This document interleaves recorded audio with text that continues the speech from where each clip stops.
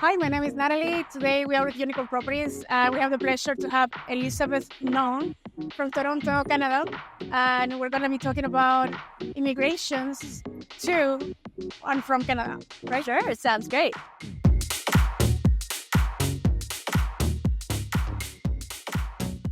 Can you share a little bit about you and, how long have you been in Toronto, or you're from there, and what brought you to the law space in immigrations?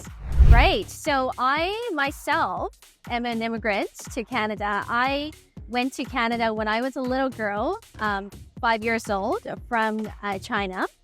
And our law firm, we started our law firm 17 years ago. Okay. And we specialize and we only do Canadian immigration law. We do all areas of immigration law at our firm. Okay. And for myself, I am a specialist in bringing skilled workers, entrepreneurs, and also helping companies bring workers to Canada as well. I love the heat and I love the country. I love the people there. Yes, I think there's a lot of Canadians who want to come and go to Mexico. Yeah, I feel like it has been like the way we connected, right? Yes. I started talking about properties in Mexico and we're like, oh, you're in immigration, let's have a conversation, because there's people going both ways, right? People live in the country, but there's also some people that want to come into Canada. So for Mexican citizens, let's say, to migrate to Canada, is there any benefits or any process they need to follow that will make it a little faster? Absolutely. So because Mexico is part of North America, and also because of the fact that it's part of CPTPP, which is another free trade agreement, we actually have two free trade agreements between Canada and Mexico. And why is this important for immigration? It's because of these free trade agreements. It creates an exception for Mexican nationals to be able to get work permits much more easily in Canada than if you're a national of many other countries. Okay. So as Mexican citizens, you get more benefits. You do. Faster. Yes. If you have a job offer and you are a Mexican national, it could be that you don't need to go through the normal way, which is called a labor market impact assessment, LMIA, where the employer has to show they can't find a Canadian to do the job. Because of the free trade agreement, the employer can offer you the position, and we may be able to apply for a work permit directly. Okay, so it makes it a little easier. Mm-hmm. What nationality do you see more coming to India these days? Is there any coming to Canada country that, usually is like the number one that Canada is coming to Canada? Yeah. According to the statistics, we see by far Indian nationals coming to Canada, Filipino nationals, Chinese. Those are the three main populations. But we certainly see a lot of people coming from Latin America these days as well. Okay. Yes. Nice. Is there any major cities that you see that is growing faster than any others based on this migration? Traditionally, historically, and currently even now, the major cities such as Toronto and Vancouver see the most people come to Canada, to those areas. But the government is really encouraging people to go to more rural places as well in Canada, as smaller cities up north, etc. And it may be easier to immigrate if you go to less densely populated areas. It all depends on your own situation, because no matter what, you do need to have a job for the most part or start a business in order to be able to immigrate. I mean, it depends on your own circumstances. Yes, people can go to Toronto, Vancouver, that's where most people go. But certainly a lot of other people are going to places in Alberta, in Atlantic Canada, and some of the smaller places, mainly because of immigration. Okay, that's pretty good. So they're, motivating a little more, spread out, not focusing. Yeah. big cities. And, property right now in Toronto, Vancouver is really expensive. And that's some of the reasons why people are going to some of the other places as well. Yeah, we see that migration in the US too. Bigger cities are trying to, spread out a little more because it's too packed, too much traffic. Yeah. I mean, What's going on? it depends on yourself, right? I'm, for example, a city girl. I love the city and all the things that you can do and all the different kinds of food and etc. And so for some people, that's very important. For other people, they like a quieter place. And especially sometimes they want their kids to go to school in a safer place or somewhere where they don't have a lot of distractions. All they can do is study. So it really depends on people, I think. Mm-hmm. So, if we can talk a little bit about real estate. Sure. Do you see the real estate market growing? Is it busy? I mean, I know it's getting more expensive. Yes. But for people migrating to Canada, do you see any specific taxes that are applied to them, or can foreign people buy in Canada? Yes. So in Canada, in the past few years, because we have had such a rise in immigration, everybody wants to come to Canada, which is a very good thing for us. However, on the real estate prices, it has really pushed the prices up. And so as a result, to try to lower the prices, the government has tried to install certain kinds of policies. One of the policies is that they have decided to enact a foreign buyers ban, and they just extended it to January 1st, 2027. So until that date, if you're not a Canadian or a permanent resident, some workers and some international students, those people who hold the work permits and who are international students may be allowed to do so as well. But otherwise, you right now aren't allowed to buy residential real estate in Canada. Okay, no, so you can't. Yes, there is that ban there. And then they extended it to 2020. So end of 2026. Okay, so a couple more years. Yes. Okay, so then there's no such a thing as a golden visa that some countries offer, right? No, in Canada, the government really emphasizes that they don't want to have passive investment. They want to have people come and run businesses or are working in Canada. So they really want people who are going to actually stay in Canada and work and contribute to the economy. So if so let's say international students and people with work permits are able to buy, is there any specific tax that they have to pay, anything additional, or is it just like everybody else? Yes. So in some of the hottest real estate markets around Vancouver, around Toronto, the provincial governments have also instituted really high taxes for people who are not permanent residents and Canadians. And so, for example, in Ontario, you have to pay a 20% tax on top of the regular sales, which can be very prohibitive.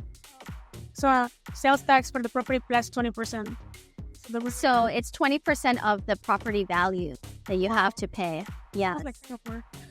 Yeah. I think implemented 60%. And that's crazy. Yes. So to dissuade some people from buying so fast. Yes. I mean, if you are buying outside of the really hot zone, then you don't have to pay it. But it's that they call it in Ontario, it's the Golden Horseshoe area around the Toronto all the way to Niagara. That there is that tax that applies. It's called the NRST. Oh, okay. Yes. And from your perspective and, your personal opinion, are taxes really high in Canada for like the income tax, or what do you feel like? It depends on, what kind of situation you're in. Normally employees pay approximately, depending on your income, approximately 30% of your total income. Small business owners pay, I think it's around 13% or so of your income in terms of the business itself, the corporate tax for small business owners. So it depends on what it is that you are doing in Canada. Some activity, fashion. Because I heard some people leave in Canada because it was like up to sometimes 50%. Maybe that would be like very, very high income earners. They might do that. But, for you have to also look at what we get for paying our tax. So we have our healthcare system where it pays for, all of your basic medical needs. Everybody has that. We also have a very good daycare system as well. You pay $10 a day for daycare for your children. Yes. Yeah. So we have a lot of benefits that's what the money pays for, I guess. Yeah. Well, that's good. At least Canadians use taxes towards the people, right? Back to the people. So that's interesting. Mm-hmm. Well, I'm glad to learn more about this. And is there any the top 3 questions maybe your clients ask you, when they're coming to Canada and they want to migrate? Is there any popular questions that you think yes, be helpful to us? So one of the most recent things the government has instituted is the visa requirements back again for Mexican nationals. So before you come to Canada, make sure that you're able to travel to Canada if you need a visa. There are some exceptions to the rules, but so you need to make sure. Also, just make sure that if you really want to come to Canada, you get proper advice from an immigration lawyer who practices immigration law. Not from your cousin or your aunt. Or there are a lot of people who aren't lawyers and they just kind of dabble in immigration, the paralegals, etc. Make sure you get proper advice because the system is very complicated and it changes all of the time. And so, just for example, we just had the visas instituted for Mexico, and there were a lot of changes before you used to No, you just apply for an electronic, it's called ETA online, and it just takes a few minutes to do so, and you can do it. Now they put visas because there were a lot of people who were filing refugee claims from Mexico and Canada. So whenever that happens, the government puts that back.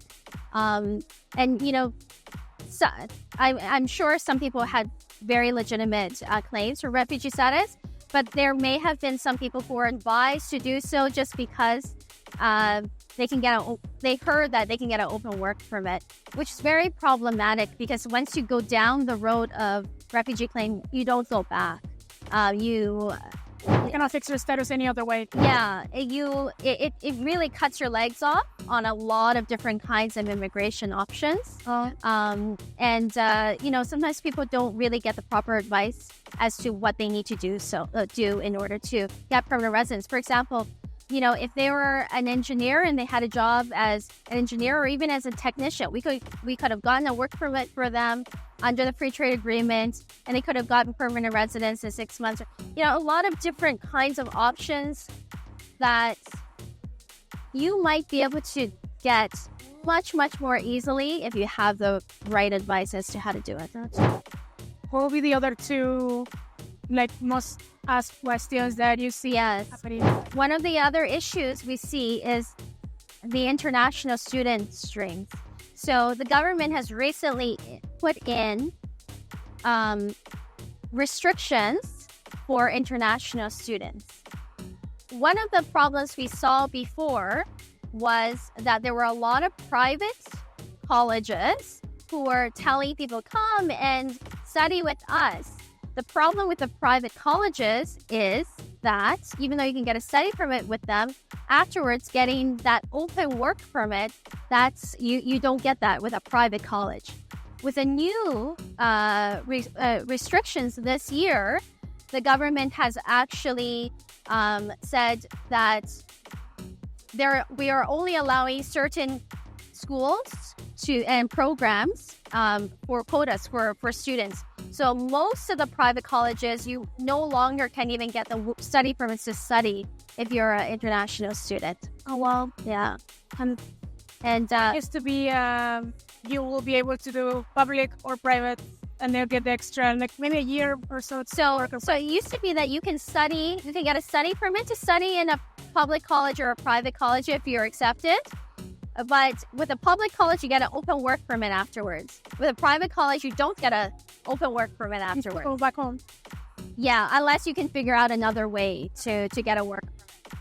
So now you can't even get a study permit for the private colleges for the most part. Okay. Yeah. And what will be like a last common issue that you've seen that almost asked question there? The last issue is that in the last few years, we have had so many international students and workers come to Canada that the competition for the normal way to get permanent residence, called express entry, where you look at your points, has gone sky high. And so to transition from being an international student, international worker, to getting permanent residence, only around 1/5 of those people can now get permanent residence. So the competition is extremely high. And the strategy that you need to position yourself and what you need to do in order to get permanent residence becomes much, much more complicated and very, very important to do as early as possible. Like I said, though, the nice thing about being a Mexican citizen is we have those free trade agreements that do give a lot of people an edge over people from other nationalities, but you got to know how to use it, how to use that advantage. That's super helpful. I didn't know that, as Mexican citizens, you get so many benefits. I mean, because we're in North America, most likely for the... Yes, many people don't know that. Yeah. But no, it's amazing that, what Canada is doing as a country. And even though I know some people complain about the taxes, you do get a lot of benefits back. So it's still a good place to come and, yes, it's a choice to migrate. I think overall, Canada, the reason why Canada has been the top country in the world for where people want to immigrate to, not just get the passport, but actually want to live, is because of the fact that we have a system of laws that is quite just. I mean, there's always, issues everywhere, but overall, relatively speaking, we have that. We have a very welcoming society. When I'm in Toronto and people ask me, where do you come from? I say I'm, from Toronto, or I'm from Newfoundland where I grew up. And that's what they mean. They don't say, where are you really from? Like, if you're not white or whatever, you can't be from that country. Because if you walk around Toronto, you walk around Vancouver, you will see that everyone has different kinds of skin colors, different kind of ethnicity, but we are all Canadians. We're all Torontonians. And that's really nice because you can find your home there. We have very strict gun laws. We have a very low crime rate. We have a fantastic education system. And overall, I think it's the society that is open-minded and very welcoming to people to come to our country. That makes our country one of the best in the world, I think. Awesome. No, this is great information. And either if you are from Mexico and want to go to Canada, be mindful, you can ask any questions to Elizabeth directly. We'll put her information in the description below. And also any Canadians that want to transition the other way too, because it's a little chilly over there. Yes. We are welcome to, help with that process as well. And thanks so much for all the information today. I appreciate it. Oh, my pleasure. Thank you so much for having me. Thank you. I'll see you around. Bye.